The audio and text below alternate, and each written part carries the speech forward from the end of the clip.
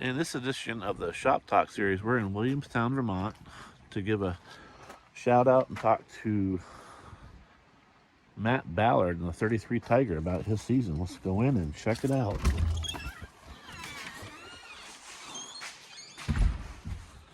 Evening, Matt. How you doing? How's it going today? Good. So we want to get a little insight on your upcoming year and where you're at, and go over a little bit of your sponsors and your crew and highs and lows. Yeah, we're a little behind this year. We got just started about a month ago.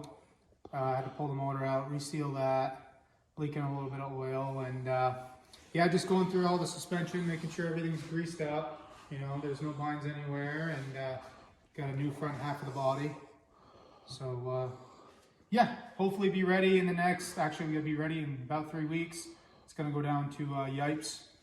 They're my main sponsor this year, Rock and Val. Gotta thank them because they're gonna wrap the car and, you know, make it look awesome. So, gonna be a new design or same? Similar, a little different. Yep, we'll change it up a little bit. We've talked a little bit about it, so yeah, we'll go down there and talk it over. But we want to get that done early because it seems like every year it's last minute. So yeah, we're doing that, and yeah, I got a few sponsors on board that, you know, they've been with me most of the way. I mean, can't thank them enough for staying with me. Pruno Poly Funeral Homes, that's my dad, Duffy runs that, and they help us every year.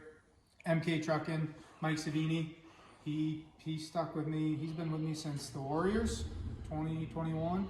Is that what division you started racing? Yeah, I started in the Warriors, never been in a race car or anything like that. We just jumped into it. My buddy Josh Kennett told me I had to try it, and then we're glued. I mean, did you go up to Street Stocks or go right to Tigers? No, we did 1 year of Warriors, and then I was like, yeah, let's jump right to the Tigers. We can do it, and that was humbling. Rest of your sponsors? Yeah, we got Yed Stripes, Rock and Val down there, Timberland LLC, Mike Rubicaba, 25 late model there, A Sandblast, that's Adam Senecal, and then I got Fecto Homes, Jim Fecto, and we got Powerhouse Detailing, that's Nate Gray. He just started his own detailing 2 years ago. Yeah, we got, let's see here, yeah, Timberland, MK Trucking, Yipes, Pruno Poly. What about that one on the shirt? What's that one? Oh, that's my shop, Ballard's Garage. That's where we do all the fabrication, and, you know, that's where this was built last winter. You know, and yeah, we had to start fresh last winter because not last year before, we it was the heat race, and I was outside at Patno, and he didn't hit me at all. It wasn't his fault. It was tight. We didn't touch, and my right front tire caught the wall, and ripped the brake line off. So I had no brakes, no steering. Felt like I had all the time in the world because I could see it slow motion. From the stands, it looked like the throttle hung up, but that wasn't it. No brakes, no steering. It wasn't the throttle was hung up. I know when I was going through, it was tight, so I floored it to try to sneak through, you know. And like I said, Patno didn't hit me or anything. My right front tire caught, broke that, no steering, and it was turned to the right. I kind of wish I hit the lip. It kind of sent me around versus square into the wall. But I knew it was going to be a hard hit because it was right kind of on the flat face there. I had times I grabbed my seatbelts and I just yanked them and I hung on to them. And yeah, I hit and I could just feel the whole car kind of go backwards versus, you know, bouncing off it. And it, you know, I checked my whole body, made sure I was good. I knew my knee hurt a little bit, but I hopped out and I was fine. I was shook up, you know, like anyone would be. Kind of walking around talking, and then I'll tell you, I held my breath. Yeah, I mean, going back through it, I got super lucky. You know, I super lucky. My wife was there, which she wasn't. You know, she was scared, and yeah, I got back into the trailer, and we kind of calmed down and took my suit off and noticed my leg was cut open, my knee. thinking go get stitches, you know, and got up there and ended up breaking my kneecap. But luckily that was it. Didn't hurt any ligaments or anything like that. And, you know, got to thank John Donahue and Curtis Franks for helping me run the business for that week. You know, we kept the business going. I came out and they did what I said basically, and yeah. So then it was, you know, the wife was kind of talking about if we should go back, and she, you know, it was could have been way worse kind of deal, and she said, yeah, we'll leave it up to our boy. And he's like, oh, we can make the car safer, or we can get safer equipment, he said. And I'm like, there's the answer. So we got a new car, new frame. And then, yeah, we built, me and the guys. So I got 3 guys helping me. Mike Savini, MK Trucking, he's been with me since Warriors. Rob Taylor, he come on board when we started Tigers. And then Wade Hastings, he started with us 2 years ago. And yeah, we got a good team. I mean, they all kind of have their own things they do, you know. Mike does the tire temps, Rob does tires, setup. Wade, you tell him to change whatever and he digs in and makes it happen, you know. So it's a perfect team, you know. But yeah, we built this beginning of last year, and had high hopes for it, and right out of the gate it was spot on. Other than, you know, we had some hiccups. The carburetor opening day, you know, it ran perfect here, get to the track, and it was cutting out under load, and then it seemed like all season long we were dealing with overheating. Car was cutting out on restarts. I mean, I'd lose 3 car lengths every restart in the middle of a race, and it was causing me spots, and it was just inconsistent there. But overall, it was kind of a perfect season for a new car. What chassis is this? This is Ballard chassis. No RSB, nothing like that. No, I literally had a bare Monte Carlo frame, and everything you see was built right here.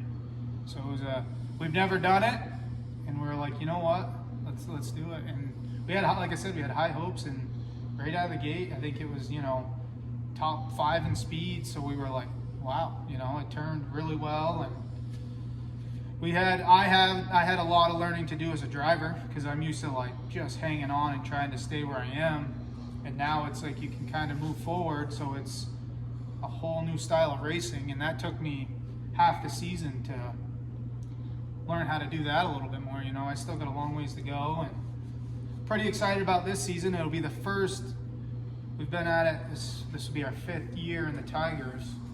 This will be the first season I'm going there with what I know. Every year we've either built a car or, you know, straightened one or changed everything up. So we have an idea of what this will do, and high hopes again.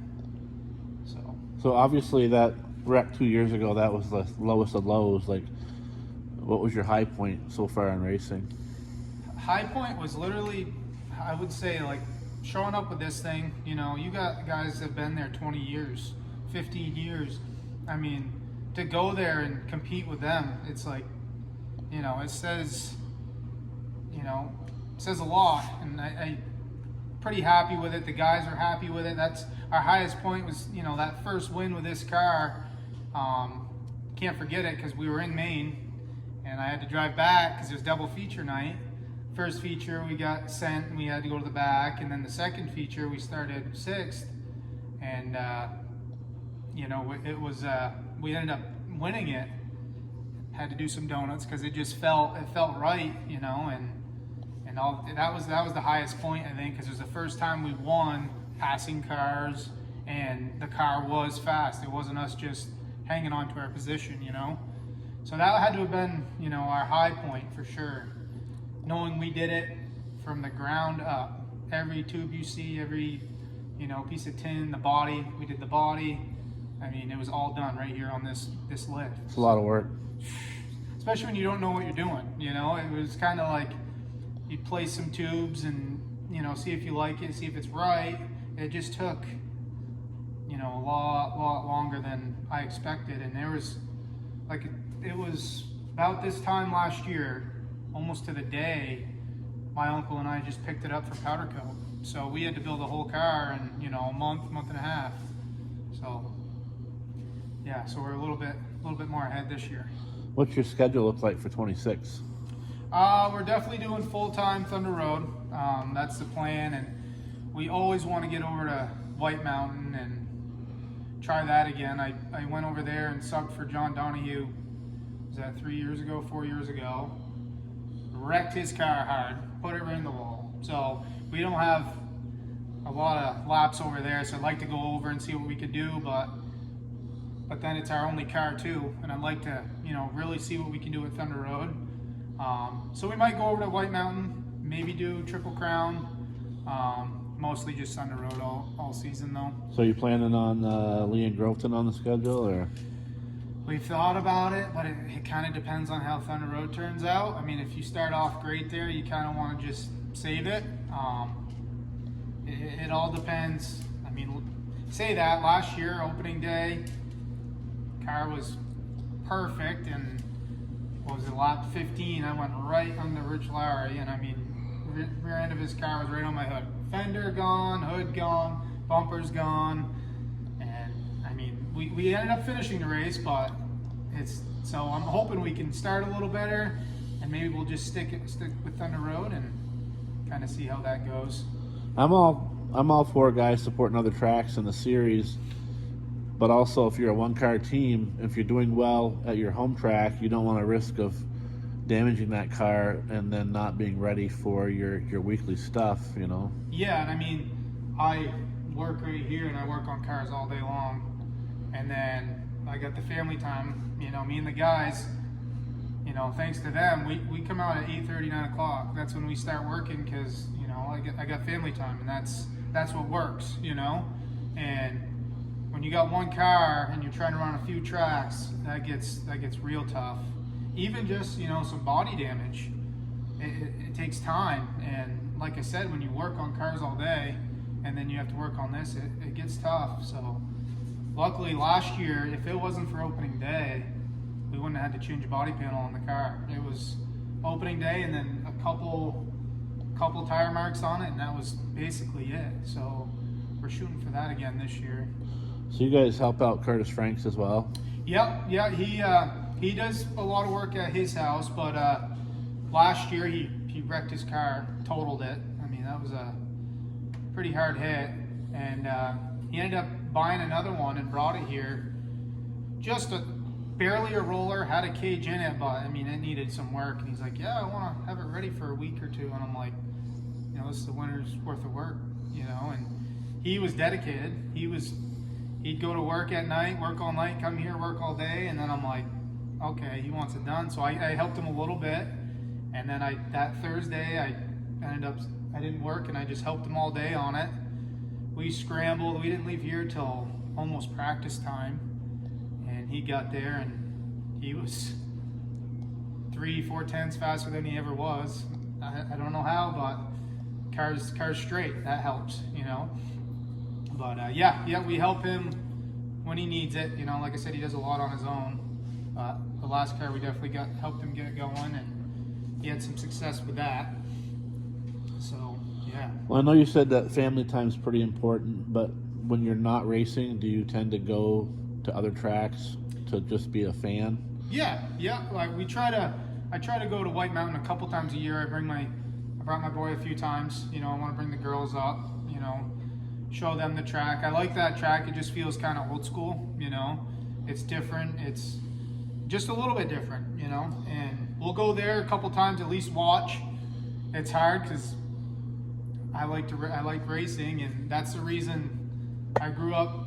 As a kid, I'd go to Thunder Road almost every Thursday, and then I got to a point where I was like, if I can't race, I'm not going.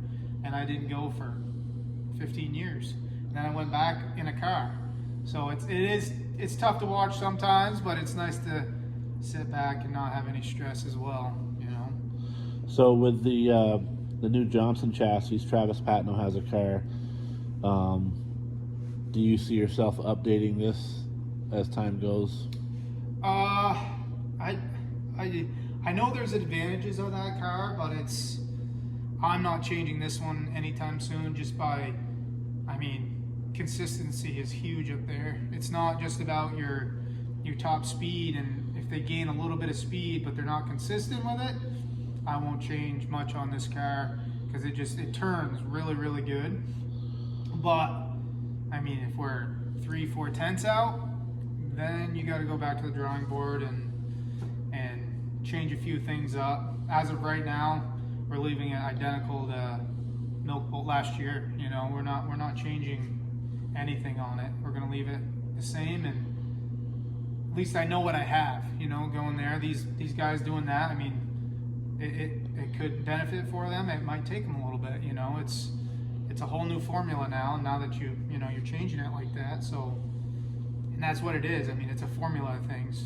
And that's what's cool about this team is you'll see us at the track, and there was one night I remember Brian Ouellette he come over and he's like, "You're top of the charts in speed and you're messing with your car." And it's like, that's what we do. We always want more. Always searching and struggling for 3 years straight. Helped us a lot because, I mean, we could barely keep up with the pack the first year. We couldn't for a while, but we're always changing stuff. So now it's like we're comfortable with that, you know. And like I said, the last race we won there, Labor Day, we get there and everything was off. Ride heights were off, sway bar was off. Went out for practice and it was not great at all. And we adjusted this car all day long. We were on the scales probably 5 times. And we ended up winning the heat and we won the race. So that's one thing about this team is we're not afraid to make a change, you know. I want to go back to that feature win. So when you grab that checkers, from when you hit that throttle and get out of the car in front of those people, what kind of emotions are you going through? When we won the race? Yeah. You know, you have this game plan about what you're going to say. Like, oh, I know what I'm going to say. This will be fine. And then you get there and you kind of walk up because you're in front of that many people, and you know they don't ask the question that you had answered. So now it's like you rethink everything, and you know my voice is crackling because I know my family's in Maine watching on this tiny TV. I know they're all jumping around and they're all happy. So I got a little emotional, and you know, and my dad and everyone is down on the track, all the guys, and it's just like that vision of what we had for this car. It happened. I mean, you don't always win at Thunder Road. That's like, it's hard to win there, and to get 2 wins this year, you know, it's awesome, and it was super awesome. You know, you can't even explain it. It's you kind of go numb and just go with the flow. So I got to ask your opinion. Thunder Road has been described as the premier short track in America. How do you feel about that? I haven't raced anywhere other than White Mountain, but to have the corners the way they are and then flatten out, and then, I mean, you got these top racers that you watch everywhere and they're dominating, and then they show up at Thunder Road and it's just, they're not awful, but they're not, you know, they're not the top car anymore. 9 times out of 10, whoever's winning at Thunder Road is a weekly guy, you know. Not always, you know, there are some people, you know, that show up and win, but a lot of the times the weekly guys are the ones that, you know, do good there, and it's definitely a hard track. You gotta be patient with it, and it threw me for a loop for, like I said, 3 years. Like, it absorbed every day. That's all you'd think about, you know. You had to work, but you're like, I just can't believe how awful I am at it, you know. It's like anything I try to do, I normally can pick up pretty quick. And this, doesn't matter how good you think you are, you go out there and if the car ain't right, if you're not comfortable, it just doesn't work. And it took me 3 years to finally get a handle on it. And I feel like last year we, you know, kind of made a name for ourselves, and, you know, hopefully made a couple fans and had some fun with it, you know. But also, I mean, I gotta give Nick Sweet a big shout out. You know, he's, since day one, you know, I bought just a chassis, and I didn't even know him. Kind of went down there, and he's like, whatever you need, whatever you need, I'll get you any parts you need. This is steering me in the right direction, you know, because it's easy to get parts and have them not be, you know, the right ones. And I got to thank him for all the knowledge and all the help getting anything I needed, and you know, he helps a lot of people out, and he's a big reason a lot of people are there. So I got to thank him.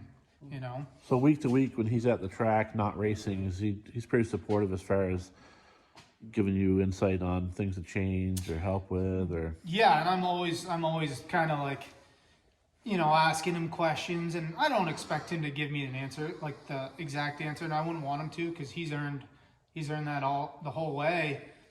But you know, like, it's doing this. What's your thoughts? And one thing I always remember he said is, he's like, there's no right or wrong, and that's what we've, you know, something that should work doesn't, something that shouldn't work sometimes does. So back to, you know, the team adjusting all day.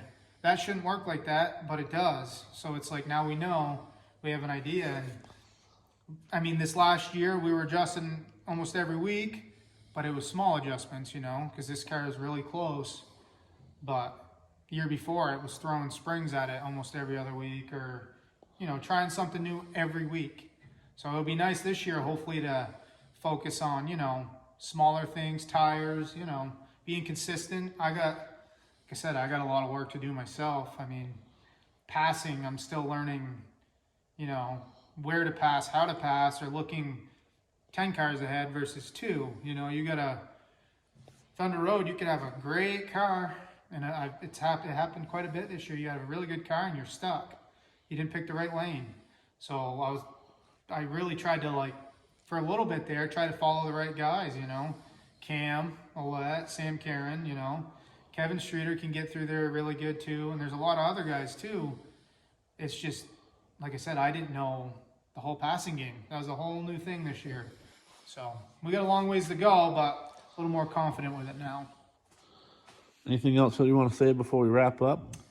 Yeah, I mean, really want to thank Bruce Rancourt for, you know, Capital Concrete for helping you out with all this, keep getting this going. And yeah, I want to, my sponsors, you know, I got, once again, Bruno Pauly Funeral Homes, MK Trucking, Yipe Stripes, A Sandblast, Timberland LLC, Fecto Home, Powerhouse Detailing, Nick Sweet, the Parkers. I didn't mention them last time, but they helped me out.